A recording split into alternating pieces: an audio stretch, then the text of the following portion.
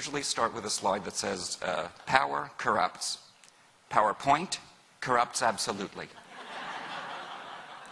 So when something goes wrong, think of that. Okay, modern sexology usually can be tracked back to this man, who was Austrian, Richard von Krafft-Ebing.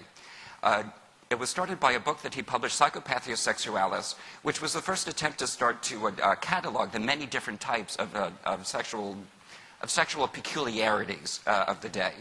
And even though we often think of brain research as very modern, and most of us are accustomed to thinking about sex offending or pedophilia being something that's learned, something that developed from something that went wrong in the person's early environment, really at the very founding of sexology was the idea that pedophilia and the other paraphilias were actually the result of the brain. But in the 1800s, neither Krafft-Ebing nor any of his contemporaries had the technology really to follow up on the idea.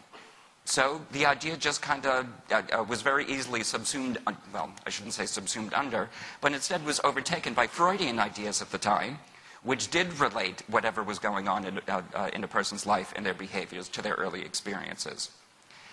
Over the course of the 20th century, however, there were, especially following the Kinsey studies and Masters and Johnson's work, very large-scale studies. Every offender who went through a correctional system automatically got a battery of tests, including IQ testing. Now, IQ testing was interesting. You can almost think of it as a blood pressure test of the brain. It doesn't tell you exactly, it gives you a general idea of how healthy the brain might be. If you have a group of people who, as a whole, have low IQ, well, then there might be then you have the first reason to believe that